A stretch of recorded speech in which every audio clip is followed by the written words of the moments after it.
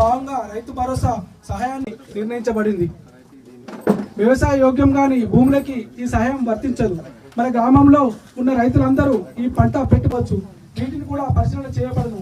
పరిశీలన పూర్తయిన తర్వాత అర్హులందరికీ రేషన్ కార్డులు జారీ చేయబడతాయి.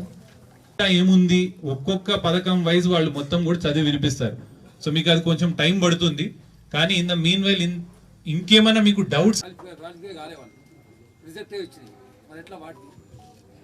సో అడిగిన ప్రశ్న ఏంటంటే, పెళ్ళైన వారు కావచ్చు ఆర్ అదర్వైజ్ జాబ్ రీత్యా ఎటైనా వేరే చోటుకి వెళ్ళారు అన్నప్పుడు వారు ఇంకొక చోట యాడ్ అవుతారు. ఇక్కడ మైనస్ కావాలి, ఎందుకంటే ఎవరికైనా ఒక రేషన్ కార్డు ఒక దాంట్లో ఉండాలి.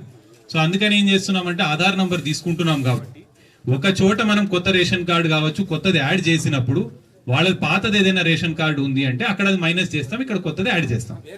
రైతు భరోసా, మూడవది రేషన్ కార్డులు కొత్త పంపిణీకి సంబంధించింది, నాలుగోది ఇందిరమ్మ ఇళ్ళు. దీంట్లో ఇందాక చదివి వినిపించినప్పుడు మీకు క్లియర్ గా చెప్పారు. ఇందిరమ్మ ఆత్మీయ భరోసాకి సంబంధించి 2023-24 ఆర్థిక సంవత్సరంలో ఉపాధి హామీ పథకం కింద కనీసం 20 పని దినాలు గనక పూర్తి చేసి ఉండి మనకి భూమి లేని వ్యవసాయ కూలీలు ఎవరైతే ఉన్నారో వారందరికీ కూడా సంవత్సరానికి 12,000 రూపాయలు గవర్నమెంట్ తరఫు నుంచి ఇవ్వడం జరుగుతుంది.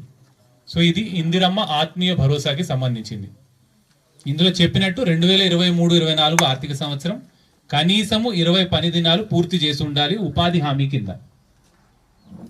ప్లస్ మనకి భూమి లేని వ్యవసాయ రైతు కూలీలు ఎవరైతే ఉన్నారో వారందరికీ కూడా ఈ పథకం వర్తింపజేస్తాము. సో ఇందులో 12,000 రూపాయలు సంవత్సరానికి ఇస్తాము అని గవర్నమెంట్ డెసిషన్ తీసుకుంది. దాని ప్రకారమే ఈ రోజు కూడా మీకు ఒక లిస్ట్ తుది జాబితా వాళ్ళ దగ్గర రెడీగా ఉంది. దాన్ని చదివి వినిపిస్తారు. అందులో నుంచి మీరు ఎవరైనా అర్హులు కారు అని అనుకుంటే మీరు అభ్యంతరం తెలియజేయచ్చు.